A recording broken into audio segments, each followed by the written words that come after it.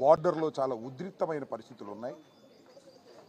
పాకిస్తాన్కి మనకి మధ్యన యుద్ధమే జరుగుతున్నటువంటి తరుణంలో మరి ఈ కక్ష సాధింపులకు మాత్రం అంతం లేని విధంగా ఏముంటుంది నాకు అర్థం కాలే. ఈ తెలుగుదేశం పార్టీ ఆఫీసు మీద జరిగినటువంటి దాడి కేసుని వైఎస్ఆర్ కాంగ్రెస్ పార్టీ అధికారంలో ఉన్నప్పుడే కేసు రిజిస్టర్ చేయడం జరిగింది.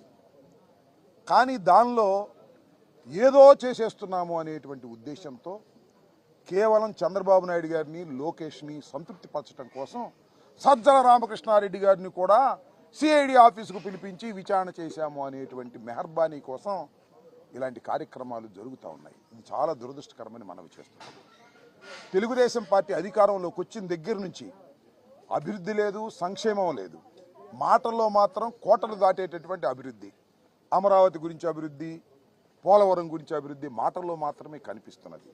కక్ష సాధింపులు బహుశా భారతదేశానికి స్వాతంత్రం వచ్చిన తరువాత ఇంత పెద్ద ఎత్తున ఏ రాష్ట్రంలోనూ జరగనటువంటి అరెస్టులు, కేసులు పెట్టి నిర్బంధించేటటువంటి కార్యక్రమం చేస్తున్నారు. నిన్న చాలా ఆశ్చర్యకరమైన అంశం ఏంటంటే ధనుంజయ రెడ్డి గారని సాక్షి ఎడిటర్ ఉన్నారు. ఆయన కేఎన్ఆర్ మా పార్టీలో జగన్మోహన్ రెడ్డి గారికి సన్నిహితంగా ఉండే సెక్రటరీ, మనోహర్ అనేటువంటి మా దగ్గర పనిచేసేటటువంటి జగన్మోహన్ రెడ్డి గారి ఆఫీసులో పనిచేసినటువంటి వ్యక్తి వీళ్ళ ఇంటికి వెళ్ళి సోదాలు చేశారు. దేనికో తెలుసా? ధనుంజయ రెడ్డి గారు, కృష్ణమోహన్ రెడ్డి గారు అక్కడ దాక్కున్నారేమోనని. ఏంటి నాకు అర్థం కాల, పిచ్చెక్కిందేంటి పోలీసులకు. నాకు ఏదో ఒక విధంగా అల్లరి చెయ్యాలి, ఏదో ఒక విధంగా అపాస్పాలు చెయ్యాలనేటువంటి కుట్రలో భాగంగా పోలీసులను ఆడిస్తున్నారు, పోలీసులు ఆడుతున్నారు. చిన్నపిల్లల ఆటలాగా ఆడుతున్నారు పోలీసులు.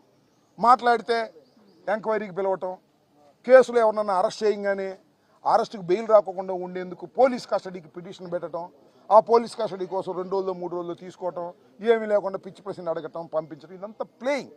ఒక రకమైన వికృతమైన ఆట లోకేష్ గారి నాయకత్వంలో జరుగుతుందనేది అందరికీ తెలిసినటువంటి సత్యం. ఇవాళ నిజంగానే మాకు ఇంత బాధలు కూడా, ఇంతమందిని అరెస్ట్ చేస్తున్నా కూడా మాకు ఒక రకమైనటువంటి ధైర్యం వస్తుంది. సమీకరిస్తున్నారు మమ్మల్ని పోలీసు యంత్రాంగము, చంద్రబాబు నాయుడు గారు, లోకేష్ గారు మా పార్టీలో ఉన్నటువంటి వ్యక్తులందరినీ సమీకరించేటటువంటి నిద్రపోయే వాళ్ళని కూడా లెగ్గొడుతున్నారు. ఇవాళ గుంటూరుకి మా సజ్జల రామకృష్ణారెడ్డి గారు వస్తుంటే వేలాది మంది తరలి రావాల్సిన పరిస్థితి ఏర్పడింది. అంటే ఏంటి? నిద్రపోతున్నాడు కూడా కానీ లెగ్గొట్టి, అయ్యా సజ్జల రామకృష్ణారెడ్డి గారిని అనవసరంగా తీసుకొస్తున్నారు పోలీస్ స్టేషన్ సిఐడి ఆఫీస్కి, మీరు వెళ్ళండి అని ఒక పిలుపునిచ్చినట్టుగా కనిపిస్తూ ఉంది. ఏమిటి దుర్మార్గం అని అడుగుతా ఉన్నా. చాలా దుర్మార్గమైనటువంటి కార్యక్రమాలకు ఇవాళ తెలుగుదేశం ప్రభుత్వం లోకేష్ గారి నాయకత్వంలో కక్షపూరితంగా వ్యవహరిస్తుంది. ఎన్ని కేసులండి? 1, 2, 3 కనపడిన వాడి ప్రతి మీద వైఎస్ఆర్ కాంగ్రెస్ పార్టీలో యాక్టివ్గా ఉన్నటువంటి ప్రతి నాయకుడి మీద ఏదో కేసులో పెట్టేటువంటి కార్యక్రమం. లిక్కర్ కేసును కూడా తీసుకొచ్చారు. ఏమీ లేదు దానిలో ఎంతమందిని పెడతారో తెలియదు, ఎంతమందిని అరెస్ట్ చేస్తారో తెలియదు. గందరగోళాలు చేసేటటువంటి పరిస్థితికి వాళ్ళ రాష్ట్ర ప్రభుత్వం పోలీసు యంత్రాంగాన్ని ఉపయోగించుకొని చేస్తున్నటువంటి ఈ దమనకాండని, ఈ కక్ష సాధింపు చర్యల్ని ప్రజలు గమనించాలని మనవి చేస్తున్నాం. ప్రభుత్వాలు శాశ్వతం కాదు, ప్రభుత్వాలు శాశ్వతం కాదు. ఇవాళ ఉంటుంది ఈ ప్రభుత్వం, మళ్ళీ 5 సంవత్సరాలు ఇంకో ప్రభుత్వం వస్తుంది. మనం చూస్తున్నాం కదా. ఈ ప్రభుత్వమే చిరస్థాయిగా ఉంటుందా? లోకేష్ చంద్రబాబే ఉట్టిగట్టుకు ఊరేగుతారా? చంద్రబాబు ఎన్నిసార్లు ఓడిపోలేదు, లోకేష్ ఎన్నిసార్లు ఓడిపోలేదు. నేను ఒకటే మనవి చేస్తున్నా, జగన్మోహన్ రెడ్డి గారి నాయకత్వంలో 5 సంవత్సరాలు పరిపాలన చేసిన తర్వాత దురదృష్టవశాత్తు మేము ఓటమి పాలయ్యాం. అపోజిషన్లో ఉన్నాం. అపోజిషన్లో ఉండి మా కార్యక్రమాలు మేము చేస్తున్నటువంటి తరుణంలో మమ్మల్ని కక్ష సాధింపు చేయాలనేటువంటి ఉద్దేశంతో ఈ రకమైనటువంటి ధోరణితో రాష్ట్ర ప్రభుత్వం, ముఖ్యంగా పోలీస్ యంత్రాంగం, నేను మనవి చేస్తున్నా, పోలీస్ వారికి కూడా చాలామంది ఐపీఎస్ ఆఫీసర్లు ఉన్నారు, డీజీ ర్యాంక్ వాళ్ళు ఉన్నారు, అందరూ ఉన్నారు. మీరు ఏ లోకేష్ చెప్పాడనో ఎవరి మీద పడితే వాళ్ళ మీద కేసులు పెట్టి అనవసరంగా తీసుకువెళ్ళేటటువంటి పరిస్థితి చేయటం, డీజీ స్థాయిలో ఉన్నటువంటి వ్యక్తిని వాళ్ళ అరెస్ట్ చేసి లోపల పెట్టేటువంటి కార్యక్రమానికి ఒక దుష్ట సాంప్రదాయానికి మీరు తావిస్తున్నారు, దుష్ట సాంప్రదాయాలను మీరు సృష్టిస్తున్నారు. ఇదే సాంప్రదాయాలు వచ్చే ప్రభుత్వం కూడా పరిపాలించాలి అనేటువంటి పద్ధతుల్లో మీరు వ్యవహరిస్తున్నారు. ఇది చాలా దుర్మార్గమైనటువంటి అంశంగా నేను భావిస్తున్నాను. అంత డైవర్ట్ చేయటం, అభివృద్ధి జరగట్లేదని అడుగుతారేమోనని కేసులు, సంక్షేమం జరగట్లేదని అడుగుతారని కేసులు పెట్టడం, రోజుకు ఒక అరెస్ట్ చేయటం, రోజుకు గందరగోళం చేయటం. ఈనాడులో, ఆంధ్రజ్యోతిలో ఫ్రంట్ పేజీలో ఒకే రోజు రకరకాల వార్తలు కరుణాకర్ రెడ్డి గారి మీద, అప్పిరెడ్డి గారి మీద, ఇంకా వాళ్ళ మీద వీళ్ళ మీద ఎవరి మీద కనపడితే వాళ్ళ మీద ఎవరు యాక్టివ్గా ఉంటే వాళ్ళ మీద కేసులు పెట్టి అణచాలని ప్రయత్నం చేస్తున్నారు. నేను ఒకటే మనవి చేస్తున్నా, ఎంత అణచాలని ప్రయత్నం చేస్తారో అంత ఉవ్వెత్తున వైఎస్ఆర్ కాంగ్రెస్ పార్టీ ముందుకు సాగుతుందని కూడా మనవి చేస్తున్నా. నిర్బంధంలో పెట్టాలనుకుంటున్నారు, నిర్బంధాల నుంచి పోరాట పటిమతో ముందుకు వెళతామని కూడా ఈ సందర్భంగా నేను మనవి చేస్తున్నా. రాష్ట్రంలో ఉన్న వైఎస్ఆర్ కాంగ్రెస్ కార్యకర్తలందరికీ మనవి చేస్తున్నా, అధైర్యపడవలసినటువంటి అవసరం లేదు. వైఎస్ఆర్ కాంగ్రెస్ పార్టీకి లీగల్ టీమ్స్ అన్ని చోట్ల పనిచేస్తున్నాయి. ఏ చిన్న కేసు పెట్టినా వెంటనే న్యాయస్థానాలకు వెళ్ళి పోరాడేటువంటి క్రమం చేస్తున్నాం. ఇవాళ కృష్ణవేణి మరి 22 రోజుల తర్వాత ఒక మహిళని అరెస్ట్ చేసి తీసుకెళ్లారు.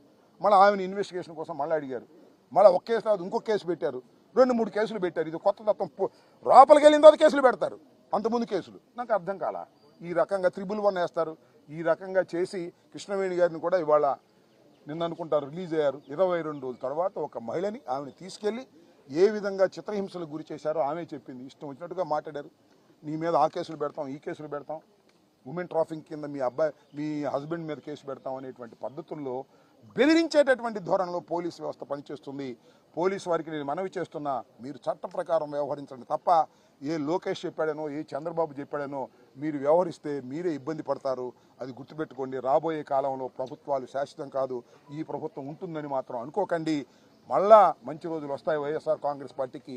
అప్పుడు మేము కూడా ఇదే పద్ధతిలో వ్యవహరించాలనే ధోరణితో మీరు వ్యవహరిస్తున్నారు. చట్ట ప్రకారం వ్యవహరించండి, చట్ట ప్రకారం ముందుకు వెళ్లాల్సిందిగా నేను ఈ సందర్భంగా కోరుతున్నాను.